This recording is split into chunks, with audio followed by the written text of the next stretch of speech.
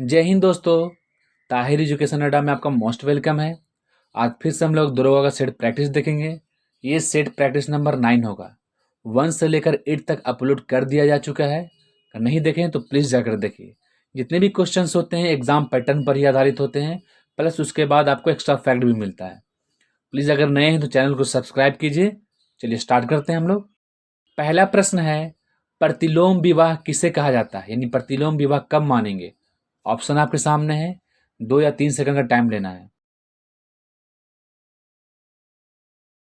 देखिए गौर समझिएगा, प्रतिलोम विवाह जब उच्च वर्ण की नारी और निम्न वर्ण के पुरुष के साथ विवाह होगा उसे प्रतिलोम विवाह कहेंगे। यानी उच्च जाति की लड़की और निम्न जाति का लड़का के साथ विवाह होगा उसको बोलेंगे प्रतिलोम विवाह, यानी ऑप्शन सी। ये ध्यान रखेगा। ये तो हो गया प्रतिलोम विवाह। एक होता है अनुलोम विवाह, जस्ट इसका अपोजिट। क्या होता है? अनुलोम विवाह। उसमें पुरुष जो है उच्च वर्ण का होता है और महिला निम्न वर्ण की होती है, तो उसको अनुलोम विवाह बोलेंगे। लेकिन हम लोग क्वेश्चन है प्रतिलोम विवाह, तो प्रतिलोम विवाह में उच्च जाति की लड़की और निम्न जाति के लड़के के साथ शादी होगा तो उसको प्रतिलोम विवाह बोलेंगे। ये ध्यान रखिए, कई बार एग्जाम में आता है और बहुत कन्फ्यूजन होता है। नेक्स्ट प्रश्न है, कौन से अनुच्छेद के अंतर्गत भारत का सर्वोच्च न्यायालय यानी सुप्रीम कोर्ट नागरिकों के मौलिक अधिकारों की रक्षा करता है। बहुत ही वीवीआई क्वेश्चन है और बहुत ही इंपॉर्टेंट है। 2 सेकंड का टाइम लेना है। देखिए अगर मौलिक अधिकार की बात किया जाए तो मौलिक अधिकार भाग 3 में है। संविधान में कितने भाग हैं? संविधान में 22 भाग हैं। तो 22 भाग में भाग 3 में मौलिक अधिकार है। किस भाग में? भाग 3 में मौलिक अधिकार। अगर अनुच्छेद बोलेगा तो 12 से 35। अनुच्छेद 12 से 35 भाग 3 मौलिक अधिकार का वर्णन किया गया है। मौलिक अधिकार कहाँ से लिया गया है? तो मौलिक अधिकार यूएसए यानी अमेरिका से लिया गया है। तो याद रखिएगा, अगर मौलिक अधिकार का हनन होता है तो आप अनुच्छेद 32 के तहत सुप्रीम कोर्ट जा सकते हैं। कहाँ जा सकते हैं? सुप्रीम कोर्ट जा सकते हैं। और एक मोस्ट इंपॉर्टेंट, अनुच्छेद 226 के तहत आप हाई कोर्ट जा सकते हैं। अगर मौलिक अधिकार का हनन होता है तो आप अनुच्छेद 32 के तहत सुप्रीम कोर्ट और अनुच्छेद 226 के तहत हाई कोर्ट जा सकते हैं। ये ध्यान रखिएगा। नेक्स्ट प्रश्न है, भारतीय संविधान के किन अनुच्छेदों में राज्य के नीति निर्देशक तत्वों का उल्लेख है? मोस्ट इंपॉर्टेंट है, बहुत ही ज्यादा इंपॉर्टेंट है। ठीक है, 2 से 3 सेकंड का टाइम लीजिए। तो ये है अनुच्छेद 36 से 51। कितने अनुच्छेद में है? 36 से 51। फिर समझिएगा, संविधान में कितने भाग हैं? तो संविधान में 22 भाग हैं। तो 22 भाग में भाग नंबर 4 यानी भाग 4 में है राज्य के नीति निर्देशक तत्व, जिसको हम लोग डीपीएसपी बोलते हैं, direct principle for state policy. किस भाग में है? तो भाग 4 में है। अनुच्छेद पूछेगा तो 36 से 51 किस देश से लिया गया है? तो ये आयरलैंड से लिया गया है। किस देश से? आयरलैंड से लिया गया है। ये मोस्ट इंपोर्टेंट बात है। और कि अगर मौलिक अधिकार का हनन होता है तो हम लोग न्यायालय में जा सकते हैं, लेकिन अगर राज्य के नीति निर्देशक तत्व को सरकार लागू नहीं करती है तो आप न्यायालय में नहीं जा सकते हैं। ठीक है, ये न्याय योग्य नहीं है। सरकार के जब चाहेगी तो इसको लागू कर सकती है और नहीं भी लागू कर सकती, ये ध्यान रखिएगा। तो भाग 4 में है। अनुच्छेद पूछेगा तो 36 से 51 में किस देश से लिया गया है? तो आयरलैंड से लिया गया है। नेक्स्ट प्रश्न है, किस पर्वतमाला को सह्याद्री के नाम से जाना जाता है? बहुत ही इंपॉर्टेंट क्वेश्चन है ये। 2 सेकंड का टाइम लीजिए। तो ये है पश्चिमी घाट। क्या है? पश्चिमी घाट को सह्याद्री के भी नाम से जानते हैं। किस नाम से? सह्याद्री के नाम से पश्चिमी घाट को जाना जाता है। याद रखिएगा, कई बार घुमा के भी क्वेश्चन पूछता है, इसे ध्यान रखना। नेक्स्ट प्रश्न है, विशिष्ट प्रतिरोध का एसआई मात्रक क्या होता है? 2 सेकंड का टाइम लीजिए, मन में आंसर सोच लेना है। तो विशिष्ट प्रतिरोध का जो एसआई मात्रक होता है वो होता है ओम मीटर। क्या? ओम इंटू मीटर बोलिए या ओम मीटर बोलिए, ये ध्यान रखिएगा। ठीक है, विशेष प्रतिरोध का एसआई मात्रक पूछेगा तो ओम मीटर है, ध्यान रखना। नेक्स्ट प्रश्न है, चौरी चौरा नामक प्रसिद्ध स्थल कहाँ है? देखिए एक बात मैं आपको बता दूं, जो स्क्रीन पर क्वेश्चन चल रहे हैं ज़रूरी नहीं कि ये इंपॉर्टेंट हो। जो मैं एक्स्ट्रा फैक्ट बताता हूँ उसको भी ध्यान सुनिएगा, ये भी एग्जाम में ही आते हैं। ठीक है, प्लीज़ नए हैं तो चैनल को सब्सक्राइब कीजिए। और एक मोस्ट इंपॉर्टेंट बात मैं बता दूं कि एनसीईआरटी सात संग्रह लुसेंट क्रॉन का सीरीज चल रहा है हम लोग के लिए, हम लोग का। आप ज्वाइन कर सकते हैं। हर चैप्टर बाय चैप्टर मैं इसको क्लियर कर कर सबका टेस्ट लेता हूँ और बहुत ही ज़बरदस्त कॉन्सेप्ट के साथ। स्टार्ट करते हैं हम लोग। तो ये चौरी चौरा जो स्थान है वो है उत्तर प्रदेश के गोरखपुर में। कहाँ है ये? उत्तर प्रदेश के गोरखपुर में। देखिए चौरी चौरा कांड हुआ था कब? ये हुआ था 5 फरवरी 1922 को। कहाँ हुआ था? तो ये उत्तर प्रदेश के गोरखपुर में है। कब हुआ था? तो 5 फरवरी 1922 को हुआ था। ये ध्यान रखना, ठीक है। चौरी चौरा जब कांड हुआ तो इसी गुस्सा होकर महात्मा गांधी ने असहयोग आंदोलन को वापस ले लिया। कौन सा आंदोलन को? असहयोग आंदोलन को वापस ले लिया चौरी चौरा कांड के कारण। ये ध्यान रखिएगा। इसमें एक थाने में आग लगा दी जाती है, इसमें दरोगा और बहुत से पुलिसकर्मी जल जाते हैं। नेक्स्ट प्रश्न है, भारत में साइमन कमीशन के बहिष्कार का मुख्य कारण क्या था? बहुत ही इंपॉर्टेंट प्रश्न है ये। देखिए साइमन कमीशन की बात की जाए तो साइमन कमीशन की जो नियुक्ति हुई है इंग्लैंड में, ठीक है, वो हुई है 1927 में। ठीक है, कब हुई है साइमन कमीशन की नियुक्ति? 1927 में। भारत कब आता है? तो भारत आता है 1928 में। कौन? तो साइमन कमीशन। साइमन कमीशन में टोटल सदस्यों की संख्या 7 होती है और जितने भी सदस्य होते हैं वो सभी क्या होते हैं? सभी अंग्रेज होते हैं। इसलिए भारत में साइमन कमीशन का बहिष्कार किया जाता है।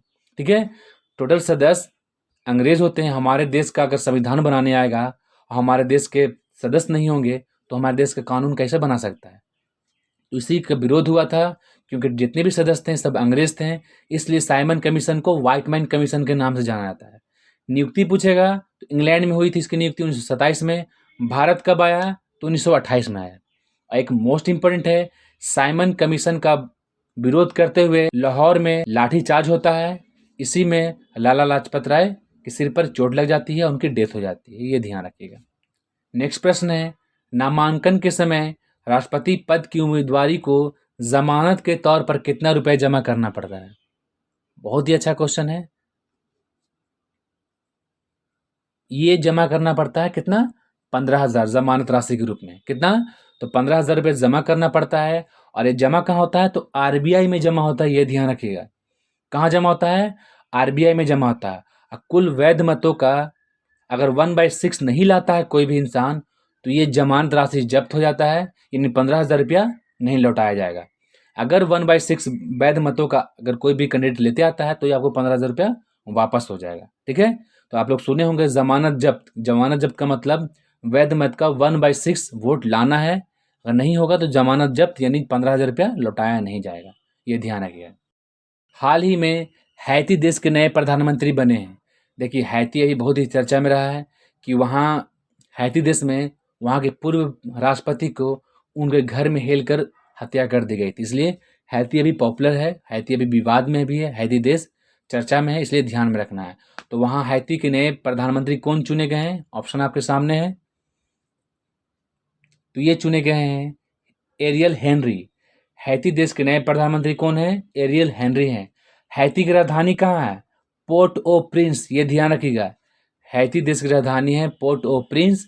और हैती देश के जो राष्ट्रपति थे, पूर्व राष्ट्रपति जिनको घर में हेल कर हत्या कर दी जाती है, उनका नाम है, ये इंपॉर्टेंट है, ध्यान रखिएगा, उसका नाम है जोवेनेल मोसे। ये ध्यान रखना। हैती देश के राष्ट्रपति थे पूर्व, इन्हीं को घर में हेल कर उनकी हत्या कर दी जाती है। उसका नाम है जोवेनेल मोसे।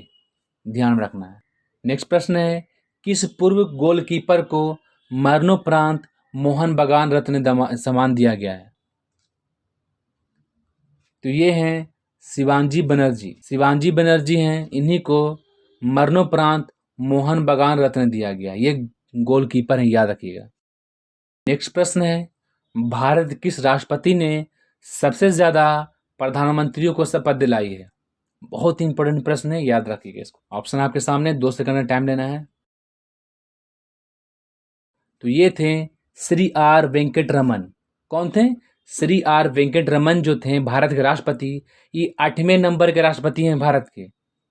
जितना बार रिकॉल कीजिएगा उतना बार क्लियर हो। केवें नंबर के राष्ट्रपति थे श्री आर वेंकट रमन, तो 8वें नंबर के थे। इन्होंने अपने 5 साल के राष्ट्रपति के कार्यकाल में 4 प्रधानमंत्री को देखा। ठीक है, 4 प्रधानमंत्री को देखा, उसमें 3 को इन्होंने शपथ दिलाई है। ये ध्यान रखिएगा। अपने राष्ट्रपति के टाइम पीरियड में, 5 साल के राष्ट्रपति के टाइम पीरियड में इन्होंने 4 प्रधानमंत्री को देखा, उसमें 3 को इन्होंने शपथ दिलाई है। ध्यान रखिएगा। तो सबसे ज्यादा शपथ दिलाने वाले राष्ट्रपति श्री आर वेंकट रमन है। अष्टाध्यायी के रचनाकार कौन है? संस्कृत व्याकरण की प्रथम पुस्तक है अष्टाध्यायी, ये भी याद रखिएगा। क्वेश्चन आएंगे कि संस्कृत व्याकरण की प्रथम पुस्तक का नाम क्या है, तो यह है अष्टाध्यायी। ठीक है, इसको किसने लिखा था अष्टाध्यायी को? इसको लिखा पाणिनि ने। किसने लिखा है? पाणिनि ने। एक क्वेश्चन आएगा, पाणिनि किसके दरबार में रहते थे? तो पाणिनि नंद वंश के संस्थापक महापद्म नंद के दरबार में रहते थे। ये ध्यान रखिएगा, बहुत इंपॉर्टेंट है। पाणिनि नंद वंश के संस्थापक महापद्म नंद के दरबार में रहते थे पाणिनि। इन्होंने ही संस्कृत की प्रथम व्याकरण पुस्तक अष्टाध्यायी को लिखा है। नेक्स्ट प्रश्न है, अकबर के नवरत्नों में से एक बीरबल किस अभियान के समय मारे गए? बहुत इंपॉर्टेंट है।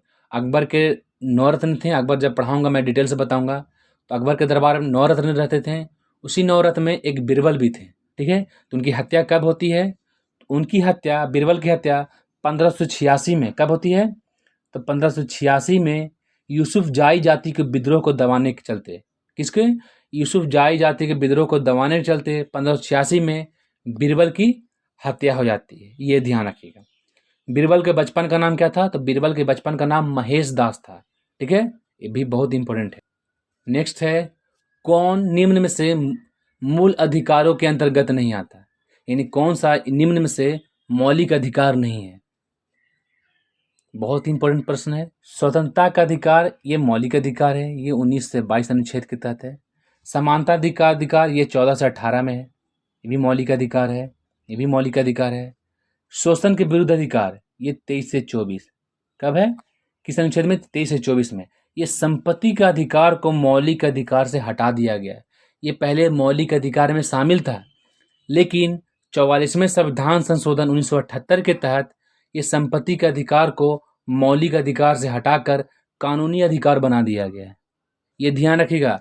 पूछेगा स्वतंत्रता का अधिकार तो अनुच्छेद 19 से 22, समानता का अधिकार 14 से 18, और शोषण के विरुद्ध अधिकार 23 से 24 सब मौलिक अधिकार हैं। लेकिन संपत्ति का अधिकार मौलिक अधिकार नहीं है, क्योंकि 44वें संविधान संशोधन 1978 में इसको मौलिक अधिकार से खत्म कर दिया गया। अब किस अनुच्छेद में है ये संपत्ति का अधिकार? कानूनी अधिकार बन गया, तो ये अनुच्छेद है 300 का ए में है। किस अनुच्छेद में है? 300 का ए में ये अब कानूनी अधिकार बन गया संपत्ति का अधिकार। ये ध्यान रखिएगा। तोमर राजपूत द्वारा बनाया गया किला राजपिथौरा कहाँ है? बहुत इंपॉर्टेंट है ये। तो ये है राजपिथौरा बोलिए, राजपिथौरा बोलिए, नई दिल्ली में है। कहाँ है ये? तो राजपिथौरा भी बोला जाता है, राजपिथौरा भी बोला जाता है। ये नई दिल्ली में किला है। मोस्ट इंपॉर्टेंट है, द्वितीय बुद्ध किसे कहा जाता है? पद्म संभव कहा जाता है।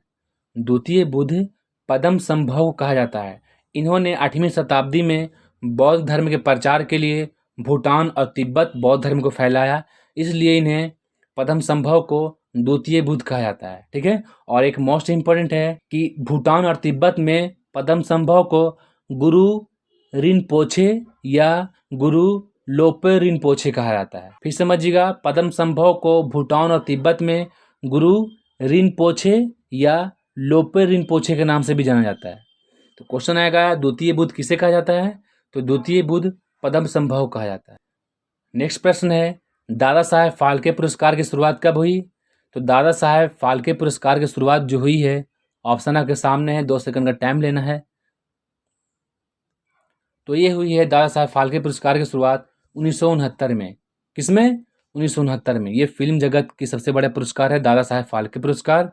ठीक है, सबसे पहले अगर दादा साहेब फाल्के पुरस्कार क्वेश्चन आएगा कि किन्हें मिला था, तो ये अमिताभ बच्चन के फादर हरिवंश नारायण बच्चन को सबसे पहले दादा साहेब पुरस्कार मिला है। ये ध्यान रखिएगा, बहुत क्वेश्चन पूछता है ये।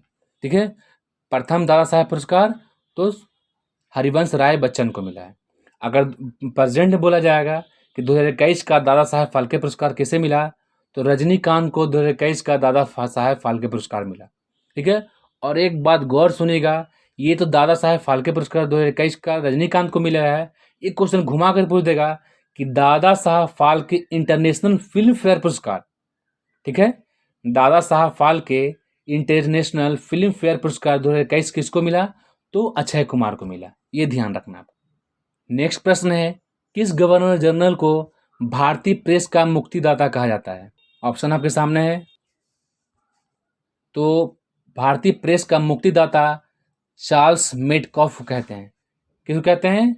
चार्ल्स मेडकॉफ कहते हैं। इनका टाइम पीरियड जो है 1835 से 36 है। ठीक है, याद रखिएगा। इन्होंने पहले क्या होता है कि लॉर्ड लिटन क्या करते हैं, भारतीय प्रेस पर प्रतिबंध लगाते हैं। तो भारतीय प्रेस पर प्रतिबंध किसने लगाया? तो लॉर्ड लिटन ने लगाया। और जितने भी प्रतिबंध थे उसको समाप्त किसने किया? तो लॉर्ड जेम्स मेडकॉफ को किया। इसलिए लॉर्ड चार्ल्स मेडकॉफ को भारतीय प्रेस का मुक्तिदाता कहा गया है, याद रखना है। प्रतिबंध पूछेगा तो लॉर्ड लिटन, और मुक्तिदाता पूछेगा तो चार्ल्स मेडकॉफ, ये ध्यान रखिएगा। नेक्स्ट प्रश्न है, किस वायसराय की हत्या उनके कार्यकाल के दौरान करती गई थी? ऑप्शन आपके सामने है, 2 सेकंड का टाइम लीजिए। Lord Mayo. कौन थे? ये थे लॉर्ड मेयो। इनकी हत्या पोर्ट ब्लेयर नामक स्थान पर, कहाँ पर? पोर्ट ब्लेयर नामक स्थान पर एक अफगानी व्यक्ति था जिसका नाम था शेर अली। ठीक है, उन्होंने ही इनकी हत्या कर देते। फिर समझिएगा, किस वायसराय की हत्या? तो लॉर्ड मेयो की हत्या। कहाँ पर? तो पोर्ट ब्लेयर में। किसने? तो एक अफगानी व्यक्ति होता है जिसका नाम शेर अली होता है, वही इनकी हत्या कर देता है। नेक्स्ट प्रश्न है, भारतीय संविधान के किस अनुच्छेद के तहत लोकसभा में अनुसूचित जाति और जनजाति यानी SC ST के लिए आरक्षण दिया गया है? कहाँ तक? लोकसभा में। किस अनुच्छेद के तहत है? ऑप्शन आपके सामने है, बहुत ही मोस्ट इंपोर्टेंट क्वेश्चन है ये। तो ये है अनुच्छेद 330। अनुच्छेद 330 के तहत लोकसभा में SC ST के लिए सीटों का आरक्षण किया गया है, ये ध्यान रखिएगा। नेक्स्ट प्रश्न है, अमेरिकी ओपन 2020 का पुरुष एकल खिताब किसने जीता? बहुत ही इंपॉर्टेंट क्वेश्चन है ये। अमेरिकी ओपन 2020 का खिताब किसने जीता है? ये ऑप्शन आपके सामने है।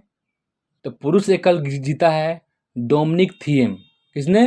डोमिनिक थिएम ने जीता है। ये किस देश के हैं? तो ये हैं ऑस्ट्रिया के, नॉट ऑस्ट्रेलिया, ऑस्ट्रिया के हैं ये, ऑस्ट्रिया के हैं डोमिनिक थिएम। ये हो गया पुरुष एकल। अगर पूछेगा कि महिला एकल किसने जीता अमेरिकी ओपन 2020 का, तो वह है नोमी ओसाका, ये ध्यान रखिएगा। कौन थे? तो ये है नोमी ओसाका जीती हैं, वो हैं जापान की, ये ध्यान रखना। दिल्ली को NCT राष्ट्रीय राजधानी प्रदेश संविधान किस संशोधन में बनाया गया? ऑप्शन आपके सामने है। तो ये बनाया गया 69वां संविधान संशोधन 1992 में। दिल्ली को राष्ट्रीय राजधानी प्रदेश, बहुत ही इंपॉर्टेंट है, ध्यान रखिएगा। किस संविधान संशोधन में? तो 69वां संविधान संशोधन में। कब? तो 1992 में। नेक्स्ट प्रश्न है, 11 फरवरी किसकी पुण्यतिथि को समर्पण दिवस के रूप में मनाने की घोषणा की गई है? केंद्र सरकार ने इसकी घोषणा की है। समर्पण दिवस बहुत इंपॉर्टेंट है ये।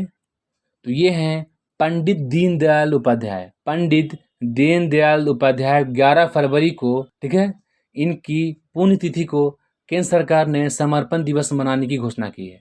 किनकी? तो पंडित दीनदयाल उपाध्याय। इनके जन्म की बात किया जाए तो इनका जो जन्म हुआ है 25 फरवरी 1916 में। कब हुआ है? 25 फरवरी 1916 में हुआ है। इनकी डेथ हुई है यानी पुण्यतिथि हुई है 11 फरवरी 1968 में हुई है, ये ध्यान रखें। ये तो हो गया समर्पण दिवस। कब मनाया गया? तो 11 फरवरी को समर्पण दिवस। किनकी याद में? तो पंडित दीनदयाल उपाध्याय की याद में। एक क्वेश्चन आएगा कि 23 जनवरी, ठीक है, प्रकरण दिवस, 23 जनवरी प्रकरण दिवस किसके जन्मदिन पर? तो ये है सुभाष चंद्र बोस के जन्म दिवस पर 23 जनवरी को प्रकरण दिवस मनाया। ये ध्यान रखिएगा, बहुत क्वेश्चन अभी पॉपुलर चल रहा है। 1946 में बनी अंतरिम सरकार में डॉक्टर राजेंद्र प्रसाद के पास कौन सा विभाग था? आपके सामने है। तो जब अंतरिम सरकार बनी थी तो उस समय डॉक्टर राजेंद्र प्रसाद को खाद्य एवं कृषि विभाग मिला था। कौन सा? तो खाद्य एवं कृषि विभाग मिला था, ये ध्यान रखें। एकदम VVI क्वेश्चन, एकदम एक्स्ट्राऑर्डिनरी क्वेश्चन, कई बार PCS दरोगा समय पूछा जा चुका है ये। साकी मुस्तैद खान की रचना मासिर-ए-आलमगीरी को किसने मुगल साम्राज्य का गैजेटियर कहा है? ठीक है, किसकी रचना है? तो साकी मुस्तैद खान की रचना। कौन सी रचना? तो मासिर-ए-आलमगीरी, ठीक है, याद रखिएगा। तो किसने इसको गैजेटियर कहा है मुगल साम्राज्य का? तो ये ऑप्शन आपके सामने है। ये प्रसिद्ध इतिहासकार जादूनाथ सरकार ने मासिर-ए-आलमगीरी को मुगल साम्राज्य का गैजेटियर कहा है। ठीक है, गैजेटियर का मतलब होता है सरकारी इतिहास। ठीक है, मुगल साम्राज्य का सरकारी इतिहास यानी मुगल साम्राज्य का गैजेटियर किस पुस्तक कहा गया है? मासिर-ए-आलमगीरी कहा गया। किसके द्वारा लिखा गया है?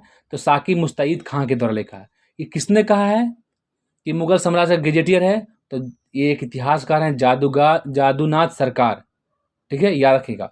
और एक मोस्ट इंपोर्टेंट बात मैं बता दूं कि मासिरे जो आलमगीरी के लेखक हैं साकी मुस्तैद खां, ये औरंगजेब के दरबार में रहते थे। किसके दरबार में? औरंगजेब के दरबार में रहते थे। ऐसा पढ़िए कि 3 से 4 क्वेश्चन निकालिए, खाली सेट मारने से कोई फायदा नहीं है। जब तक 3 से 4 क्वेश्चन याद नहीं होगा रिलेटेड, अगर सेट जो स्क्रीन पर चल रहा है बस उसको टिक मार के बढ़ जाइएगा, थोड़ा सा क्वेश्चन घुमा देगा, फंस जाएगा। इसलिए जितना एक्स्ट्रा फैक्ट मिलता है उसको एकदम ध्यान से समझिए। नेक्स्ट प्रश्न है, भारतीय संविधान सभा का प्रारूप समिति में सदस्यों की संख्या कितनी थी? एकदम गौर से सुनिएगा, एकदम गौर से समझिएगा, बहुत ही इंपॉर्टेंट है ये। यानी प्रारूप समिति में सदस्यों की संख्या कितनी थी? ठीक है, तो पहले समझ जाइए, प्रारूप समिति को मसौदा समिति भी कहते हैं, पांडुलेखन समिति भी कहते हैं और ड्राफ्टिंग कमेटी भी कहते हैं। किसको? तो प्रारूप समिति को। जितना बार रिकॉल कीजिएगा उतना बार याद होगा। प्रारूप समिति को मसौदा समिति, ड्राफ्टिंग कमेटी, पांडुलेखन समिति कहते हैं। इसमें सदस्यों की संख्या कितनी थी? ऑप्शन आपके सामने है। इसमें सदस्यों की संख्या 7 थी। कितनी थी? 7 थी। एक और मोस्ट इंपोर्टेंट है, कई बार एग्जाम में पूछता है कि प्रारूप समिति कब बना? तो 29 अगस्त 1947 को प्रारूप समिति बनी थी। यह ध्यान रखना आपको, ठीक है। इसके अध्यक्ष कौन थे? तो प्रारूप समिति के अध्यक्ष भीमराव अम्बेडकर थे। और इसमें जितने भी सदस्य हैं बहुत इंपॉर्टेंट है, याद रखिएगा। मैं बोलते जाता हूँ, गौर सुनिएगा। सदस्यों की संख्या कितनी? 7। पहले कौन? भीमराव अम्बेडकर, जो प्रारूप समिति के अध्यक्ष थे। कौन थे पहले? भीमराव अम्बेडकर। दूसरे हैं अल्लादी कृष्ण अय्यर। तीसरे हैं गोपाल स्वामी अयंगर। चौथे हैं के.एम. मुंशी। पांचवें हैं सैयद मोहम्मद सदुल्ला। कितने बचे? तो 2 बचे। एक है डीपी खेतान। होता क्या है डीपी खेतान के बारे में समझिएगा। छठे हैं जो डीपी खेतान, उनकी मृत्यु हो जाती है। किनकी मृत्यु हो जाती है? डीपी खेतान की मृत्यु हो जाती है। तो डीपी खेतान की मृत्यु के बाद उनके जगह पर टीटी कृष्णामाचारी आते हैं। कौन आते हैं? टीटी कृष्णामाचारी आते हैं। तो हो गए 6। और एक हैं बी.एल. मित्र। कौन है? बी.एल. मित्र। इनका क्या होता है? इनका तबीयत खराब हो जाता है और ये पूरे संविधान सभा से इस्तीफा देते हैं। तो बी.एल. मित्र की जगह पर कौन आते हैं? तो एन माधव राव आते हैं। ये ध्यान रखिएगा, क्वेश्चन कई बार पूछता है कि किसकी जगह पर कौन आए और कौन कौन सदस्य की संख्या है। गौर समझिएगा, ध्यान समझिएगा। नेक्स्ट प्रश्न है, वर्तमान में कानून मंत्री कौन बने हैं? बहुत ही इंपॉर्टेंट है, कैबिनेट में बहुत फेरबदल हुआ है, इसलिए समझिएगा इसको कि वर्तमान में कानून मंत्री कौन बने हैं। ऑप्शन आपके सामने है। तो वर्तमान में जो कानून मंत्री बने हैं वो हैं किरण रिजिजू। पहले ये खेल मंत्री थे, अब बने हैं कानून मंत्री। तो वर्तमान में कानून मंत्री कौन बने हैं? तो किरण रिजिजू बने हैं, ठीक है। अब थोड़ा धर्मेंद्र प्रधान की बात कर लिया जाए तो धर्मेंद्र प्रधान वर्तमान में शिक्षा मंत्री हैं। हमारे देश के वर्तमान में शिक्षा मंत्री कौन है? तो धर्मेंद्र प्रधान, ठीक है। कानून मंत्री कौन है? किरण रिजिजू, ठीक है। और आज ये अश्वनी वैष्णव के बारे में बात कर ली जाए तो ये वर्तमान में रेल मंत्री या प्लस आईटी मंत्री। रेल मंत्री प्लस आईटी मंत्री कौन है? तो अश्वनी वैष्णव है, ध्यान रखिएगा, ठीक है। और मनसुख मांडविया की बात कर लिया जाए तो वर्तमान में मनसुख मांडविया जो है स्वास्थ्य मंत्री है हमारे देश के। नेक्स्ट प्रश्न है, उमियम झील किस राज्य में है? बहुत ही अच्छा क्वेश्चन है, ऑप्शन आपके सामने है, 2 सेकंड का टाइम लीजिए। उमियम झील जो है ये मेघालय में है। कहाँ है? तो ये मेघालय में। एक ये कृत्रिम झील है। उमियम झील कैसा झील है? तो एक मानव निर्मित झील यानी कृत्रिम झील है। ये कहाँ है? तो मेघालय में है। एक और मैं फैक्ट बता दूं कि उमियम झील जो मेघालय में है उसको 12 पानी झील के नाम से भी जाना जाता है। किस नाम से? 12 पानी झील के नाम से जाना जाता है। नेक्स्ट प्रश्न है, पेरियार जल विद्युत परियोजना किस राज्य में है? तो पेरियार जल विद्युत परियोजना जो है ऑप्शन आपके सामने है, ये है केरल में। कहाँ है? तो केरल में।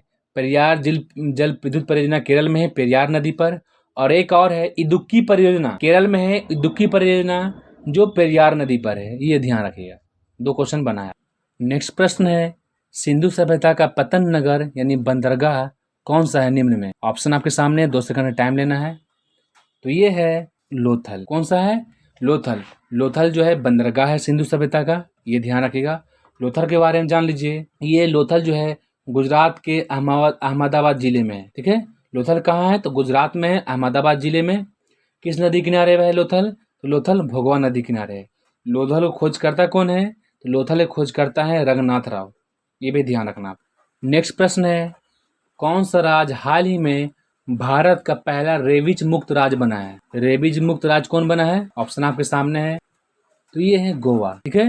गोवा जो है भारत का पहला राज्य है जो रेबीज मुक्त बना है। गोवा के वर्तमान अभी सीएम कौन है? तो वो गोवा के वर्तमान सीएम जो है प्रमोद सावंत हैं। कौन है? तो प्रमोद सावंत है, याद रखिएगा। और रेबीज कैसे फैलता है? तो रेबीज वायरस से फैलता है, ये भी ध्यान रखना। नेक्स्ट प्रश्न है, किस देश के पूर्व प्रधानमंत्री रहे पॉल स्लूटर का 92 वर्ष में निधन हो गया? बहुत ही इंपॉर्टेंट प्रश्न है ये ध्यान रखिएगा। ऑप्शन आपके सामने है। तो ये थे डेनमार्क के पूर्व प्रधानमंत्री। डेनमार्क देश के पूर्व प्रधानमंत्री हैं पॉल स्लूटर, जिनका 92 वर्ष में निधन हो गया। ये अभी चर्चा में, हो सकता एग्जाम में क्वेश्चन पूछ देंगे, ठीक है। डेनमार्क की बात किया जाए तो डेनमार्क की राजधानी कहाँ है? तो डेनमार्क की राजधानी है कोपेनहेगन। कहाँ है? तो कोपेनहेगन है डेनमार्क की राजधानी। नेक्स्ट प्रश्न है, मनुष्य में कौन से क्रोमोसोम के मिलने से बालक का जन्म होता है, यानी लड़के का जन्म होता है? बहुत ही इंपॉर्टेंट है और ये बात हमेशा याद रखिए, लड़की और लड़का होना ये पुरुष के क्रोमोसोम पर निर्भर करता है। कहीं भी आज होता है कि लड़की का जन्म हो रहा है तो महिलाओं को मारा जाता है, ये गलत है, जाहिलियत है, क्योंकि इसका जो भी पूर्ण परिणाम है वो लड़के के क्रोमोसोम पर होता है। क्योंकि देख लीजिए, ये महिला और ये पुरुष, महिलाओं में जो क्रोमोसोम होता है वो X और X होता है, X होता है, और पुरुष में जो होता है क्रोमोसोम X और Y होता है, ठीक है। ध्यान से समझिएगा, क्यों महिला का तो सेम है क्रोमोसोम X और X है, लेकिन चेंजिंग किस में होता है? तो पुरुष में होता है। महिला का X और पुरुष का अगर X मिलेगा तो लड़की का निर्माण होगा, ये ध्यान रखिएगा। और महिला का X और लड़की का Y मिलेगा, ठीक है, महिला का X और लड़के का Y मिलेगा तो लड़के का निर्माण होगा, ये ध्यान रखिएगा। महिला का X और लड़के का X अगर क्रोमोसोम मिलेगा तो लड़की का निर्माण होगा, और महिला का X और लड़के का Y मिलेगा तो पुरुष का निर्माण, यानी बच्चे का, बालक का निर्माण होगा। तो क्वेश्चन क्या बोल रहा है कि बालक का जन्म, तो कैसे होगा? इसमें पुरुष का Y और स्त्री का X मिलेगा तो निर्माण होगा, ये ध्यान रखिएगा। नेक्स्ट प्रश्न है, सेरेब्रम किससे संबंधित है, यानी बॉडी कौन से पार्ट से सेरेब्रम का संबंध है? तो ये है मस्तिष्क, यानी माइंड, जिसको दिमाग बोलते हैं। मस्तिष्क का जो संबंध है वो सेरेब्रम से है, ये ध्यान रखना है आपने। नेक्स्ट प्रश्न है, थायमिन है, यानी बोलने का मतलब है किस विटामिन का रासायनिक नाम थायमिन है? देखिए गौर सुनना आपको। विटामिन ए का रासायनिक नाम है रेटिनॉल, बी का नाम है थायमिन, सी का नाम है स्कर्बिक एसिड, और डी का नाम है कैल्सिफेरॉल। तो क्या बोल रहा है? थायमिन। तो विटामिन B1 बोलिए या बी बोलिए, विटामिन B1 या बी का नाम है थायमिन, ये ध्यान रखना आपने। नेक्स्ट प्रश्न है, कौन व्यक्ति हाल ही में राष्ट्रीय मानवाधिकार आयोग, इसको NHRC बोला जाता है, उनके अध्यक्ष कौन बने हैं? यानी वर्तमान में राष्ट्रीय मानवाधिकार आयोग के नए अध्यक्ष कौन बने हैं? आपने ऑप्शन सामने है, 2 सेकंड का टाइम लेना है। तो ये बने हैं जस्टिस अरुण कुमार मिश्र। वर्तमान में अभी राष्ट्रीय मानवाधिकार आयोग के अध्यक्ष बने हैं जस्टिस अरुण कुमार मिश्रा, ठीक है। इससे पहले कौन थे? इससे पहले भारत के पूर्व मुख्य न्यायाधीश HL दत्तू थे। कौन थे इससे पहले? तो पूर्व मुख्य न्यायाधीश HL दत्तू थे, लेकिन अभी वर्तमान में जस्टिस अरुण कुमार मिश्रा है राष्ट्रीय मानवाधिकार आयोग के अध्यक्ष। नेक्स्ट प्रश्न है, दादा भाई नौरोजी ने अपने धन का पलायन सिद्धांत का किस पुस्तक में वर्णन किया है? बहुत इंपॉर्टेंट प्रश्न है ये। तो ये है poverty and un British rule of India, ठीक है, मिसप्रिंट हुआ है। इसका मेन बुक नाम है poverty and un British rule of India, ये ध्यान रखिएगा। इसी में दादा भाई नौरोजी ने धन का पलायन सिद्धांत का वर्णन किया है, ठीक है। कौन सी पुस्तक है? तो poverty and un British rule in India, ये ध्यान रखना है, ठीक है। दादा भाई नौरोजी को ग्रैंड ओल्ड मैन के नाम से भी जाना जाता है। दलाल स्ट्रीट कहाँ स्थित है? ऑप्शन आपके सामने है। तो दलाल जो स्ट्रीट है वो है मुंबई में। कहाँ है? मुंबई में। बम्बई स्टॉक एक्सचेंज का एक जगह है, बम्बई एक स्टॉक एक्सचेंज का एक स्थान है, इसको दलाल स्ट्रीट बोला गया है। दलाल स्ट्रीट है कहाँ? तो मुंबई में है। किससे रिलेटेड है? तो स्टॉक एक्सचेंज से रिलेटेड है। संगीतक एवं धुरपद गायकी तानसेन को कंठभरान विलास की उपाधि किसने दी थी? ऑप्शन आपके सामने है, बहुत ही इंपॉर्टेंट, कई बार एग्जाम में पूछा जा चुका है। तो ये है अकबर। अकबर के 9 रत्नों में से एक थे तानसेन। उनकी आवाज़ से खुश होकर अकबर ने तानसेन को कंठाभरण विलास की उपाधि दी थी, ये ध्यान रखिएगा। और बहुत ही इंपॉर्टेंट पॉइंट है, देखिएगा, तानसेन के 3 राग है, बहुत ही ज़्यादा इंपॉर्टेंट है, ध्यान समझिएगा। तानसेन के 3 राग है, एक है मियाँ का मल्हार, दूसरा है मियाँ की टोढ़ी, तीसरा है मियाँ का सारंग। कौन कौन है? मियाँ का मल्हार किसका है? तानसेन। मियाँ की टोढ़ी किसका? तो तानसेन। मियाँ का सारंग किसका है राग? तो तानसेन का, ये ध्यान रखें। तानसेन अकबर के दरबार में 9 रत्नों में से एक थे, और तानसेन का जो मकबरा है वो है ग्वालियर में, ये भी ध्यान रखिएगा। और एक बुक क्वेश्चन और पूछता है कि अकबर के दरबार में आने से पहले तानसेन कहाँ रहते थे? तो अकबर के दरबार में आने से पहले तानसेन रीवा के राजा रामचंद्र बघेल के दरबार में रहते थे, ये ध्यान रखना है। ऐसा पढ़िए कि 4 से 5 क्वेश्चन एक क्वेश्चन में रिलेटेड हो, खाली स्टेट मार के नहीं जाना है। ऋग्वेद में कुल कितने अध्याय यानी ऋग्वेद में कुल कितने मंडल हैं? मैं वैदिक सभ्यता, प्राचीन सभ्यता पूरे डिटेल से बताया हूँ, सबका टेस्ट भी लिया हूँ। वेद, वेदांग, उपनिषद, रामायण, महाभारत सबका डिटेल से मैं वीडियो बनाया हूँ, आप देख सकते हैं प्लेलिस्ट में जाकर। सबका टेस्ट भी मैं लिया हूँ, डिटेल से एकदम कहानी की तरह है। तो ऋग्वेद में कुल टोटल 10 मंडल हैं। कितने मंडल हैं? टोटल 10 मंडल हैं, ठीक है। अगर बोलेगा ऋग्वेद में वेदों की संख्या कितनी है, तो वेदों की संख्या 4 है, ठीक है। सबसे पुराना वेद कौन है? तो ऋग्वेद है। ऋग्वेद में मंडलों की संख्या 10। अगर पूछ देगा सूक्तों की संख्या कितनी है, तो ऋग्वेद में सूक्तों की संख्या 1028, ठीक है। आप पूछ देगा ऋग्वेद में श्लोकों की संख्या कितनी है, तो ऋग्वेद में श्लोकों की संख्या 10,580, ये याद रखिएगा। ये सूक्त है और ये श्लोक। मंडल कितने हैं? तो 10 मंडल है, ध्यान रखना आपने। हाल ही में भारत की सबसे उम्रदराज छात्रा भागीरथी अम्मा का कितने वर्ष की उम्र में निधन हुआ? बहुत इंपॉर्टेंट है ये क्वेश्चन। ये कहाँ के हैं? तो ये केरल की हैं। कहाँ की हैं ये? भागीरथी अम्मा। तो भागीरथी जो अम्मा है ये केरल की हैं। इन्होंने 105 वर्ष की उम्र में साक्षरता की परीक्षा दी। कौन वर्ष की में? कितने वर्ष की उम्र में? तो 105 वर्ष की उम्र में साक्षरता की परीक्षा दी थी, ठीक है। इनका नाम है भागीरथी अम्मा, ये केरल से हैं। आइए 107 वर्ष की उम्र में उनका निधन हुआ है। कितने वर्ष की उम्र में? 107 वर्ष की उम्र में इनका निधन हुआ, ये ध्यान रखना आपने।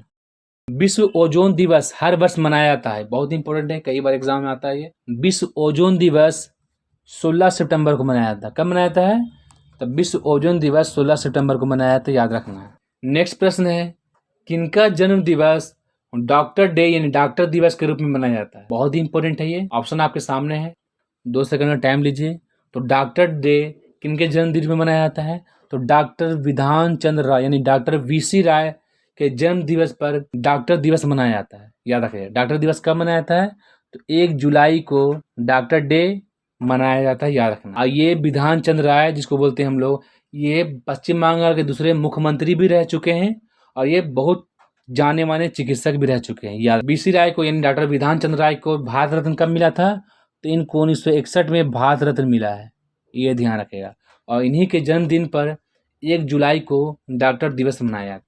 PAN, पैन का पूरा नाम क्या है? तो ये है परमानेंट अकाउंट नंबर। क्या है? परमानेंट अकाउंट नंबर, ये ध्यान रखना। एक क्वेश्चन पूछा था इन्फोर्समेंट दरोगा में कि पैन में कितने डिजिट का नंबर होता है? पैन में जो होता है पैन कार्ड में संख्या, वो टोटल 10 डिजिट का नंबर होता है, ठीक है, याद रखिएगा। ये इन्फोर्समेंट दरोगा में पूछा है क्वेश्चन। तो पैन का फुल फॉर्म है परमानेंट अकाउंट नंबर, इसमें 10 नंबर का डिजिट होता है। नेक्स्ट है, किसने the 3 mistake in my life पुस्तक को लिखा है? The 3 mistake in my life, इस पर मूवी बनी है जिसका नाम है 3 इडियट, ठीक है। किसके द्वारा लिखा गया है 3 मिस्टेक इन माई लाइफ? तो ये है चेतन भगत के द्वारा लिखा गया है, बहुत इंपॉर्टेंट है। 3 mistake in my life, Chetan Bhagat.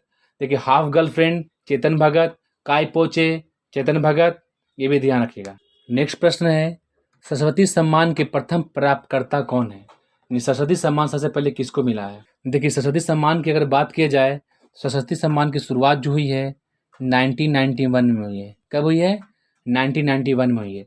तो प्रथम सरस्वती सम्मान किनको मिला है? तो ये है हरिवंश राय बच्चन, अमिताभ बच्चन के पिता हरिवंश राय बच्चन। और एक मिस्टेक हमसे हो गया है कि दादा साहेब फाल्के पुरस्कार प्रथम विजेता मैंने हरिवंश राय बच्चन को बता दिया था। ये हरिवंश राय बच्चन नहीं है। दादा साहेब फाल्के पुरस्कार जो प्रथम जिनको मिला है उनका नाम है देविका रानी रोरिक, ठीक है, मैं इसे पिन कर दूंगा। तो सरस्वती सम्मान के प्रथम प्राप्तकर्ता कौन है? तो हरिवंश राय बच्चन है सरस्वती सम्मान। सरस्वती सम्मान की शुरुआत कब हुई है? तो 1991 में हुई है सरस्वती सम्मान की शुरुआत, ठीक है। सरस्वती सम्मान में कितने पैसे मिलते हैं? तो 15 लाख रुपये नगद मिलता है। कितने मिलते हैं? तो 15 लाख रुपये मिलता है। और ये के बिरला फाउंडेशन देता है सरस्वती सम्मान को। ये भी क्वेश्चन पूछता है कि सरस्वती सम्मान कौन देता है? तो के बिरला फाउंडेशन। और बता दूं 2020 का सरस्वती सम्मान किसे मिला है? बहुत ही इंपॉर्टेंट है। तो 2020 का सरस्वती सम्मान शरण कुमार लिम्बाने को मिला है। किसको मिला है? शरण कुमार लिम्बाने को मिला है, उनकी पुस्तक सनातन के लिए। 2020 का सरस्वती सम्मान शरण कुमार लिम्बाने, उनकी पुस्तक सनातन के लिए मिला है, ये ध्यान रखना। नेक्स्ट है, इनमें से किसकी तुलना मैकियावेली की प्रिंस से की जा सकती है? किस पुस्तक की तुलना? ऑप्शन आपके सामने है। तो ये है कौटिल्य का अर्थशास्त्र। कौटिल्य का अर्थशास्त्र है, इसकी तुलना मैकियावेली के द प्रिंस पुस्तक से की जाती है, याद रखिएगा, ये ध्यान रखना, बहुत इंपॉर्टेंट है ये। नेक्स्ट है, हाल ही में किस राज्य में स्थित रमप्पा मंदिर को यूनेस्को ने विश्व धरोहर में शामिल किया? बहुत ही इंपॉर्टेंट क्वेश्चन है, याद रखिए। ऑप्शन आपके सामने है। रमप्पा मंदिर है कहाँ जिसको यूनेस्को ने विश्व धरोहर में शामिल किया गया है? तो रमप्पा मंदिर जो है वो है तेलंगाना में। कहाँ है? तेलंगाना में। एकदम गौर सुनिएगा। देखिए, विश्व धरोहर की सूची में भारतीय स्थलों की अगर संख्या के बारे में बात किया जाए तो भारतीय स्थलों की संख्या 40 हो गई है। कितनी हो गई है? तो 40 हो गई। रमप्पा मंदिर जो है 39वां है, और एक जो अभी नया है वो है धौलावीरा। ठीक है, गुजरात में धौलावीरा एक जगह है, उसको भी यूनेस्को धरोहर में शामिल किया गया है। तो अब टोटल जो हो गई है संख्या वो 40 हो गई है। 39वां है रमप्पा मंदिर जो तेलंगाना में है, और 40वां है धौलावीरा जो गुजरात में है। ये ध्यान रखिएगा। पूरे भारत में कारगिल विजय दिवस कब मनाया जाता है? ऑप्शन आपके सामने है। तो कारगिल विजय दिवस जो है 26 जुलाई को मनाया जाता है। कब मनाया जाता है? 26 जुलाई को मनाया जाता है, याद रखना आप। पास्कल किसकी इकाई है? पास्कल जो है दाब की इकाई है। किसकी इकाई है? तो पास्कल दाब की इकाई है, ध्यान रखना। तो 50 क्वेश्चन का एमसीक्यू हम लोग का समाप्त होता है। ठीक है, प्लीज़ नए हैं तो चैनल को सब्सक्राइब कीजिए। पर डे आपको दरोगा का सेट प्रैक्टिस मिलेगा। और एनसीईआरटी सात संग्रह लुसेंट क्रॉन का सीरीज चल रहा है। प्राचीन इतिहास से एकदम मगध कंप्लीट हो चुका है, उसको ज्वाइन कर सकते हैं फ्री एंड कॉस्ट, पूरे डिटेल के साथ सबका टेस्ट भी लिया जाएगा। और जल्द ही 67 जो बीपीएससी का होने वाला पीटी, उसके लिए एक ग्रुप तैयार किया जाएगा। ये ध्यान रखना आप लोग। ठीक है, फिर मिलते हैं हम लोग नेक्स्ट वीडियो में। जय हिंद।